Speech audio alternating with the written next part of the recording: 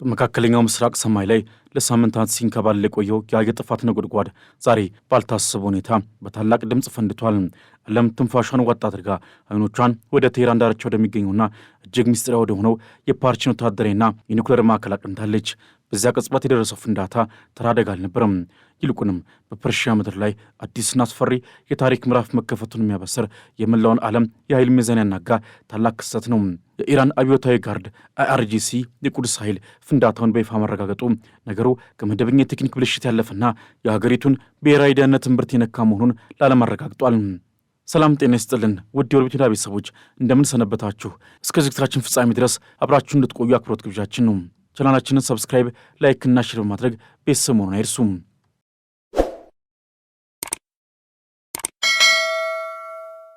ትዕይንቱ የሚጀምረው በቴህራን ምስራቅ አቅጣጫ በሚገኘው በዚያ ዝነኛና ምስጢራዊ የተራራማ ቀጠና ነው። ፓርቺን የኢራን ወታደራዊ ኢንዱስትሪ የጀርባ አጥንት፣ የኒውክሌር ምርምርና የከፍተኛ ፈንጆች ማከማቻ የሆነው ያ ታላቅ ምሽግ ዛሬ በጥቁር ጭስና በእሳት ነበልባል ተውጧል። በመላው ማህበራዊ ሚዲያ በተለይም በኤክስ ገጽ ላይ የተሰራጩት ቪዲዮዎች እንደሚያሳዩት የሰማዩ ድባብ በድንገት ወደ ብርቱካናማ ቀለም ተቀይሯል። የፍንዳታው ድምፅም እስከ ቴህራን መሃል ከተማ ድረስ ሰምቷል። ኢራን ስፔክቴተር የተባለው የመረጃ ምንጭ ይፋ ያደረገው ምስል ፍንዳታው ምን ያህል አውዳሚ እንደነበረና የኢራን የጸጥታ ኃይሎች በምን አይነት ድንጋጤ ውስጥ እንደወደቁ የሚያሳይ ነው። ይህ ፍንዳታ የመጣው በኢራንና በአሜሪካ መካከል ያለ ግንኙነት ወደ መጨረሻው የፍንዳታ ነጥብ በደረሰበት ወቅት ነው። ዶናልድ ትራምፕ እርዳታ በመንገድ ላይ ነው በማለት ለኢራን ተቃዋሚዎች የገቡት ቃልና አብርሃም ሊንከን የተባለችው ግዙፍ የአሜሪካ የጦር መርከብ ወደ ፋርስ ባሕረ ሰላጤ መቃረቧ ይህ የፓርቺን ክስተት በውጭ ኃይሎች የተቀነባበረ የመብረቅ ጥቃት ወይም ሳቦታጅ ሊሆን ይችላል የሚለውን ጥርጣሬ ይበልጥ አጠናክሮታል። አሜሪካ የኢራንን አገዛዝ ለመቅጣትና የኒውክሌር ፕሮግራሙን ሽባ ለማድረግ ቆርጣ በተነሳችበት በዚህ ሰዓትም የፓርቺን መመታት ለቴህራን መሪዎች ትልቅ የድንጋጤ መልእክት ነው። በዚህ ታላቅ ትርምስ ውስጥ ግን ትልቁ ጥያቄ አያቶላህ አሊ ሆሜኒ የት ናቸው የሚለው ነው። ከመሬት በታች ከሚገኙትና እጅግ ምስጢራዊ ከሆኑት የከርሰ ምድር ዋሻዎች የሚወጡ መረጃዎች እንደሚያመለክቱት አዛውንቱ መሪ በፓርቺን ፍንዳታ ማግስት ተሸሽገውበታል ተብሎ በሚታመነው በላቪዛን ቦንከር ውስጥ የፍንዳታው ንዝረት እንደተሰማና የደህንነት መኮንኖቹ መሪውን ይበልጥ ጥልቁን ዋሻ ውስጥ እንዲገቡ ማድረጋቸው ይነገራል። ፓርቺንና ላቪዛን በስትራቴጂካዊ ሁኔታ የተራራቁ ባይሆንም የፓርቺን መመታት ግን አያቶላህ የተደበቁበትን ምስጢራዊ ቦታ አሜሪካ ታውቋለች የሚል ከፍተኛ ስጋት በአገዛዙ ተፈጥሯል። የኢራን አብዮታዊ ጋርድ የቁድስ ኃይል መሪዎች ዛሬ በዝግ በሮች ጀርባ የመጨረሻውን የጦርነት ምክክር እያደረጉ ነው። ፍንዳታው በአየር ላይ በተወነጨፈ ሚሳኤል፣ በድሮን ጥቃት ወይንስ በሳይበር አሻጥር የተከሰተ ለመሆኑ እስካሁን ድረስ ግልጽ የሆነ መረጃ የለም። ይሁን እንጂ የኢራን የኒውክሌር ተቋማት ራዳር ሳይመዘግባቸው በሚመጡ ረቂቅ መሳሪያዎች መመታታቸው የአገሪቱን የአየር መከላከያ ጋሻ ብቃት ጥያቄ ውስጥ ከቶታል። በአሁኑ ሰዓት በኢራን ጎዳናዎች ላይ የሚሰማው የህዝብ ቁጣ ከፓርቺን ፍንዳታ ጋር ተዳምሮ የቀጠናውን ውጥረት ይበልጥ አጋግሎታል።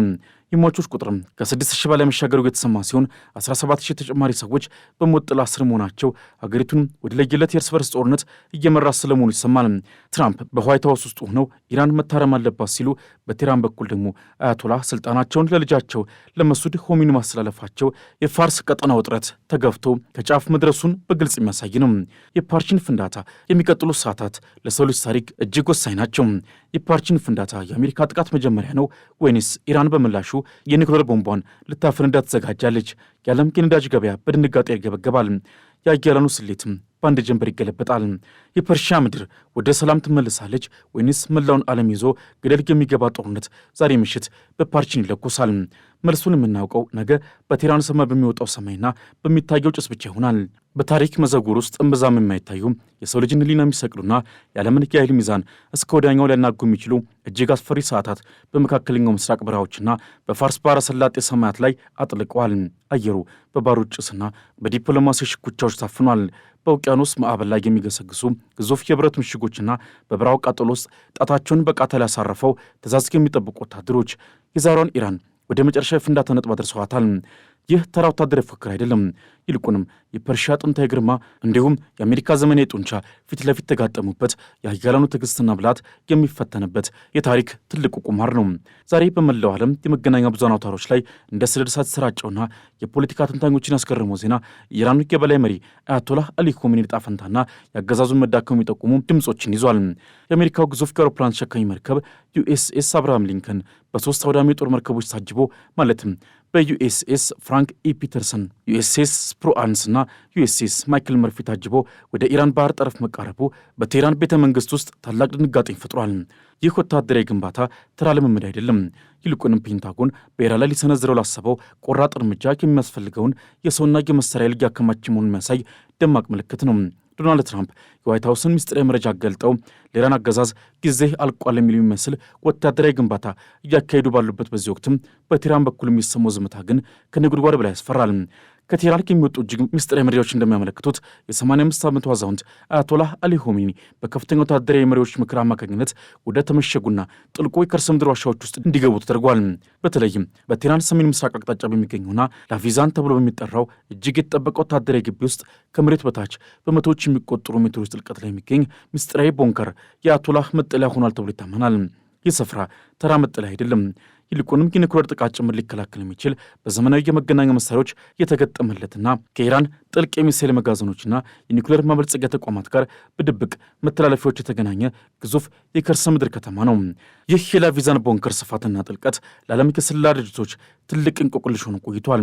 አንዳንድ መረጃዎች እንደሚጠቁሙት የዋሻዎቹ መረብ በኪሎ ሜትሮች የሚቆጠር ዝመት ያለው ሲሆን አያቶላህ የሚገኙበት ማዕከላዊ ክፍል ደግሞ በከባድ ኮንክሪትና በብረት የተገነባ ማንኛውንም የአየር ድብደባ መቋቋም የሚችል ነው። ይህ ስፍራ ከኢራን ኒውክሌር መገኛ ቦታዎች ጋር ያለው ቅርበትም ስልታዊ ጠቀሜታ አለው። አገዛዙ የኒውክሌር መሳሪያውን እንደ መጨረሻው የመከላከያ ጋሻ ለመጠቀም ካሰበ አያቶላህ ከዚሁ ቦንከር ሆነው የመጨረሻውን ትዕዛዝ ሊሰጡ እንደሚችሉ ይገመታል። ባሳለፍነው ሰኔ ወር ላይ እስራኤል ኦፕሬሽን ራይዚንግ ላይን በተባለው ዘመቿ የኢራን ኒውክሌር ተቋማት በደበደበችበት ወቅትም አያቶላህ ወደዚህ ስፍራ መሸሻቸው ይታወሳል።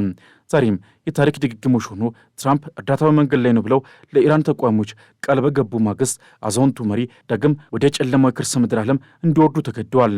በኢራን ጎዳናዎች ላይ የሚፈሰው ደም ግን እውነታው ሌላ መሆኑን ይመሰክራል። አመፁ የጀመረው በታህሳስ ወር በኢኮኖሚ ብሶት ቢሆንም ዛሬ ግን መላውን የኢራን 11ዱን ግዛቶች ያጠለቀለቀና የሃይማኖት አገዛዙ መሠረት ያናጋ ታላቅ አብዮት ሆኗል። በአሜሪካ የሚገኘው የሰብአዊ መብት ተሟጋች ድርጅት የሆነው ራና እስካሁን በጸጥታ ኃይሎች ጥቂት ከ6,000 በላይ ሰዎች መገደላቸውን ሲያረጋግጥ 17,000 የሚጠጉ ተጨማሪ ሞቶች ደግሞ በመጣራት ላይ መሆናቸውን ገልጿል። ይህ እልቂት ከ1979 አብዮት ወዲህ የታየ ትልቁና ዘግናኝ ክስተት ነው።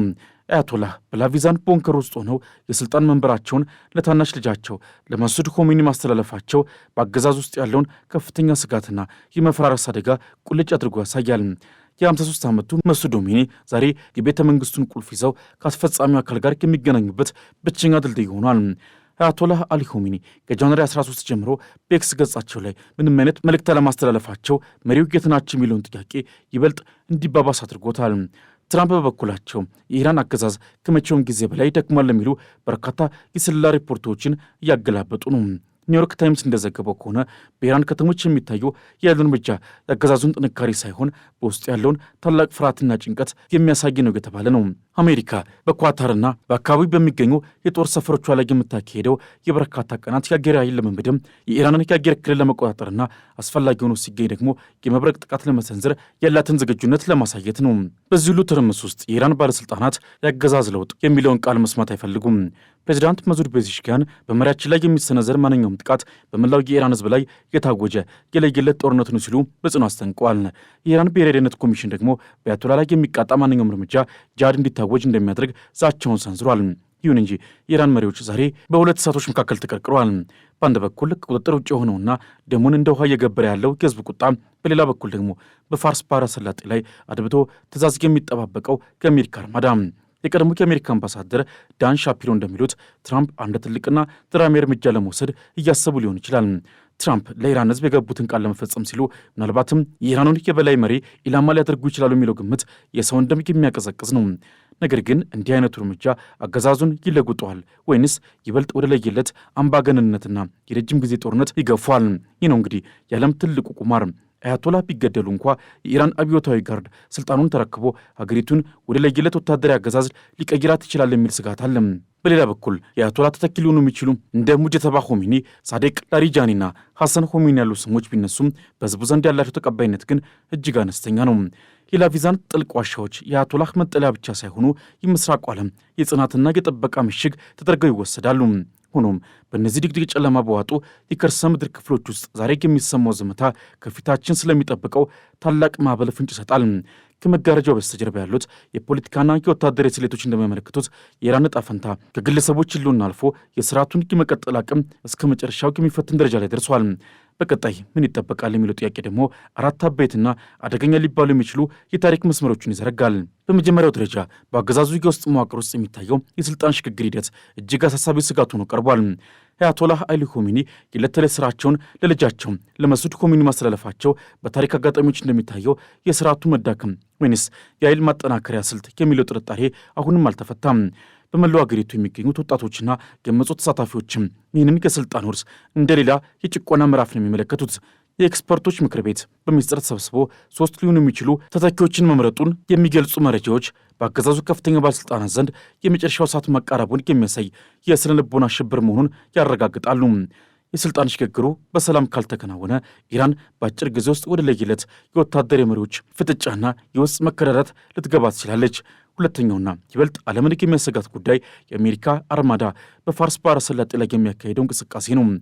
የዩኤስኤስ አብርሃም ሊንከን መምጣት ለተቃዋሚዎች የሞራል ድጋፍ ቢሆንም ለኢራን አብዮታዊ ጋርድ ግን የሕልውና ዛቻ ነው። ዶናልድ ትራምፕ ባለፈው ሳምንት 800 እስረኞች እንዳይገደሉ ያደረጉት ጫና ለጊዜው ውጤት አምጥቶ ሊሆን ይችላል። ነገር ግን ቴሄራን ለዚህ የአሜሪካ የበላይነት ምላሽ ለመስጠት የምትጠቀምበት ስልት እጅግ አደገኛ ነው።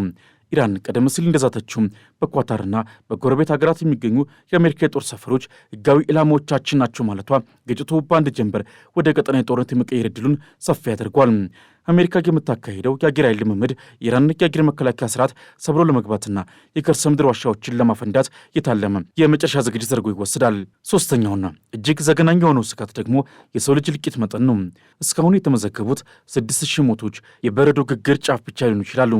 የተባበሩት መንግስታት ድርጅትና ሌሎች የሰብአዊ መብት ተሟጋቾች እየመረመሩት ያለው 17000 ተጨማሪ የሞት አደጋዎች እውነት ከሆኑ ኢራን በአንደኛው ክፍለ ዘመን ታይቶ የማይታወቅ የጅምላ ጭፍጨፋ መድረክ ሆናለች ማለት ነው። ይህ የእልቂት መጠን በዓለም አቀፍ ደረጃ የሚፈጥረው ቁጣ ዶናልድ ትራምፕን ወደማይፈልጉት ወታደራዊ ጣልቃ ገብነት ሊገፋቸው ይችላል። ፕሬዚዳንቱ ጦርነት አልፈልግም ቢሉም በኢራን ጎዳናዎች የሚፈሰው የንጹሐን ደም ግን የዓለም ፖለቲካ ሚዛን እንዲዛባ ማድረጉ አይቀሬ ነው። የኢራን ሕዝብ የአገዛዙን ተቋማት እንዲቆጣጠር የቀረበው ጥሪ ሀገሪቱን ወደ ለየለት የእርስ በርስ ጦርነትና የከተማ ውጊያ ሊከታት እንደሚችል የፖለቲካ ተንታኞች ያስጠነቅቃሉ። በአራተኛ ደረጃ በቀጣይ የሚጠበቀው የጂኦፖለቲካዊ ለውጥ በመላ መካከለኛው ምስራቅ ላይ ትልቅ ጥላን ይጥላል። የባሕረ ሰላጤው ሀገራት ትራምፕን ከጥቃት ተቆጠብ ብለው መለመናቸው ጦርነቱ ቢፈነዳ ውጤቱ እነሱንም እንደሚያጠፋቸው በሚገባ ስለተረዱ ነው። ኢራን ከጥልቁ ዋሻዎቿ ውስጥ የምታስወነጭፋቸው ሚሳይሎች በነዳጅ ማውጫዎችና በኢኮኖሚ ማዕከላት ላይ የሚያርፉ ከሆነ የዓለም ኢኮኖሚ በአንድ ሌሊት ሊፈራርስ ይችላል። ቴሄራን ዛሬም ብትሆን ጣታችን በቃታ ላይ ነው በማለት ለማንኛውም አይነት ጥቃት የምትሰጠው ምላሽ እስራኤልና አሜሪካንን ወደማይወጡበት ጭቃ ውስጥ የሚከቱ መሆኑን እያስጠነቀቀች ነው። ኢራን ዛሬ በታሪኳ አይተው በማታውቀው የመከራ ዙር ውስጥ ትገኛለች። የኢኮኖሚ ውድቀት፣ የሟቾች ቁጥር መጨመርና የዓለም አቀፉ ማህበረሰብ ጫና ተዳምረው አገዛዙን ወደ ገደል እየገፉት ነው። ትራምፕ እርዳታ በመንገድ ላይ ነው ሲሉ ምናልባትም የኢራን ሕዝብ የአገዛዝን ተቋማት እንዲቆጣጠርና አዲስ የታሪክ ምዕራፍ እንዲጀምር እያበረታቱ ነው። ነገር ግን ይህ ጉዞ ቀላል አይደለም። በላቪዛን ጥልቅ ዋሻዎች ውስጥ የተሸሸጉት አያቶላህና የጦር መሪዎቻቸው ለዘመናት የገነቡትን የኃይል መዋቅር በቀላሉ አሳልፎ ይሰጣሉ ተብሎ አይጠበቅም። ይልቁንም የኢራን የመቋቋም ዘንግ ወይም አክሲስ ኦፍ ሬዚስታንስ በመላው መካከለኛው ምስራቅ የዋላትን ታማኝ ኃይሎች በማንቀሳቀስ የቀጠናውን ሰላም ወደ አመድነት የመቀየር አቅም እንዳላት ዓለም ያወቀው ሀቅ ነው። የጥር ወር ታሪክን የሚቀይር ካርታዎችን የሚያፈርስና አዲስ የኃይል ሚዛን የሚፈጥር ወሳኝ ወቅት ሆኖ በታሪክ መዝገብ ላይ ሊሰፍር ተዘጋጅቷል። የሰው ልጅ ዕጣ ፈንታ ዛሬ በአንዲት ቃታ ላይ ተንጠልጥሏል። በቀጣይ የሚጠበቀው ትልቁ እንቆቅልሽ የአያቶላህ አሊ ኮሚኒ ዝምታ ነው። ይህ ዝምታ የሞት ዝግጅት ነው ወይንስ ያገዛዙ የመጨረሻ መሸነፍ? በላቪዛን ቦንከሮች ውስጥ የሚካሄዱ ድብቅ ምክክር ምናልባትም የኢራን ኒኩለር ካርድ ወደ መጫወቻነት ሊያመጣው ይችላል የሚል ስጋት አለ። እኛ ከጠፋን መላው ዓለም ይጥፋ የሚል ስሜት በአብዮታዊ ጋርዱ መሪዎች ዘንድ ከነገሰም የጃንዋሪ ወር የመጨረሻ ቀናት ለሰው ልጅ ታሪክ እጅግ ጥቁር ሊሆኑ ይችላሉ። ዶናልድ ትራምፕ የገቡት የእርዳታ ቃል ወደ ተግባር የሚቀየርበትና የፐርሺያ ምድር ቀጣይ ዕጣ ፈንታ የሚለይበት ሰዓት እጅግ ቀርቧል። የሚቀጥሉት ሳምንታት የሚወስኑት የኢራንን ፖለቲካ ብቻ ሳይሆን የዓለምን የኃይል አስተላለፍ ጭምር ነው። ያገዛዙ መዳከም አዲስ ዲሞክራሲያዊ ኢራን ይወልድ ይሆን ወይንስ ቀጠናውን ወደ አመድነት የሚቀይር ታላቅ ፍንዳታ? መልሱን ለማግኘት መላው ዓለም በከፍተኛ ጥንቃቄና በታፈነ ትንፋሽ ወደ ቴህራንና ዋሽንግተን እያየ ይገኛል። የታሪክ መዘጉር ሲሽከረከረ ዛሬ በዝምታ የሚሰማው የጦር መርከቦችና የሚሳይል ቃታዎች ድምፅ የነገው ዓለም መመሪያ ሆኖ ሊወጣ ተቃርቧል። ተዘጋጁ፣ ምክንያቱም የታሪክ ታላቁ ፍንዳታ ዛሬ በቴህራን የሚስጥር ዋሻዎች ውስጥ መብሰሉን ቀጥሏል። ለዛሬ በዙ ያበቃል። አብራችሁን ስለቆያችሁ እናመሰግናለን። ቻናላችንን ሰብስክራይብ፣ ላይክ እና ሼር በማድረግ ቤተሰብ መሆን አይርሱ። በሚቀጥለው ጊዜ እስክንገናኝ ድረስ ሰናይ ጊዜ ይሁንላችሁ።